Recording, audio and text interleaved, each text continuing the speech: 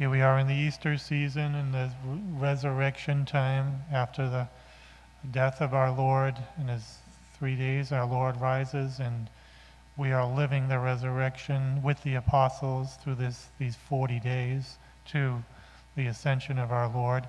And our Lord is appearing to them many times, walking with them, talking to them, sitting down, having meals with them, talking to them about what they're going to do in the future, answering their questions.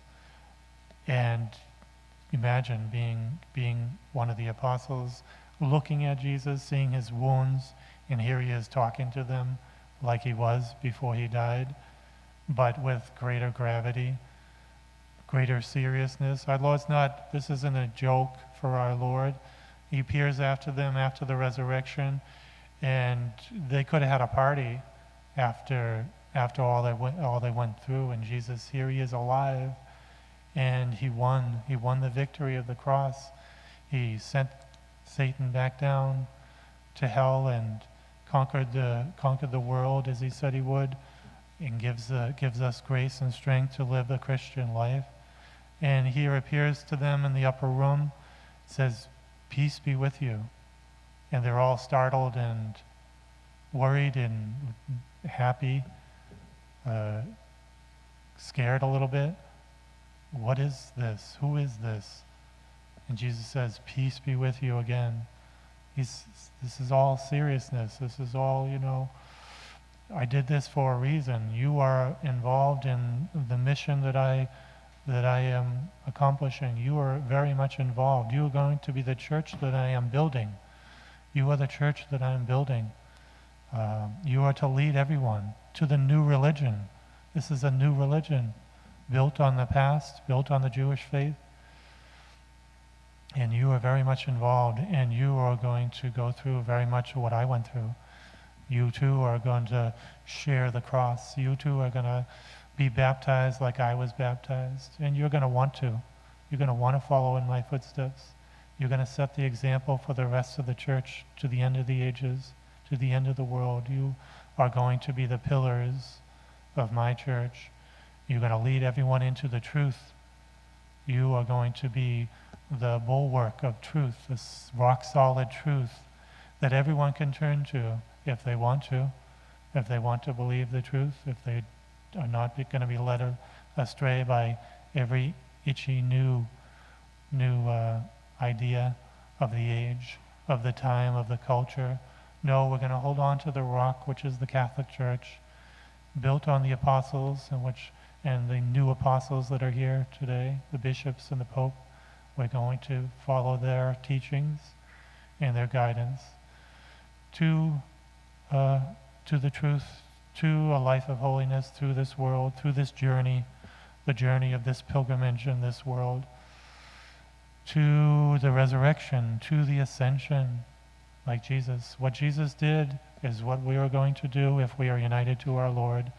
Our Lord was already in heaven with our Lord, with his Father, but he just showed in a visible way through his body, going up to the mount, going up to the hill with these 500 followers, going up to the hill and speaking them the last words, "Go and preach my gospel to the ends of the world."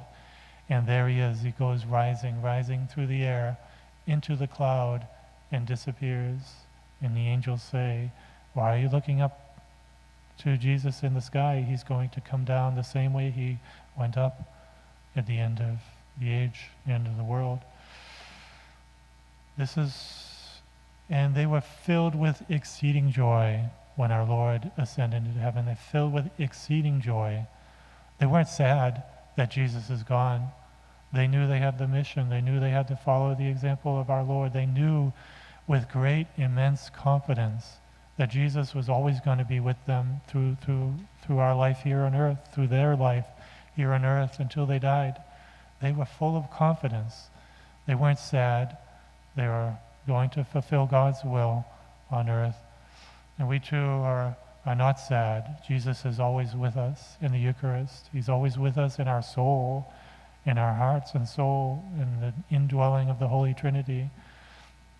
We can receive Jesus in the Eucharist and have him with us every day, anytime we want. Our Lord is always with us. This ascension of our Lord is to give us confidence and hope as well in our Christian living. Jesus has conquered the world, and we can conquer the world with Jesus throughout whatever we have to face in life, whatever adversities and difficulties. We go with Jesus.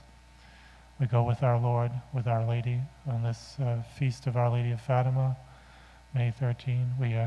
We go with Jesus and Mary throughout our journey, throughout our life, to live a life of holiness and to spread the faith, to go into the whole world and proclaim the gospel to every creature, as Jesus said. Jesus said to his disciples this: whoever believes and is baptized will be saved. Whoever does not believe will be condemned. We are praying for the salvation of all souls. We are setting the example for all souls we meet and we don't meet, to give them the gospel so that they can know how to live and have hope and confidence in Jesus in the next life. And we're called to live a supernatural life. We're called to live the life of heaven. This feast of the Ascension calls us to put our eyes in heaven, keep our eyes on heaven. We're going to die very soon. You and me are going to die very soon, and we should be planning for that day by day, always with our one eye on earth, one eye in heaven, 1 foot on earth, 1 foot in heaven, living for the next life, which is our true home, where Jesus is waiting for us, waiting, Our Lady waiting to receive our soul after we die, if we are united to him, faithful to him, and we are going to be. That's why we're here, to be faithful to Jesus, to have the grace and strength to be faithful to him.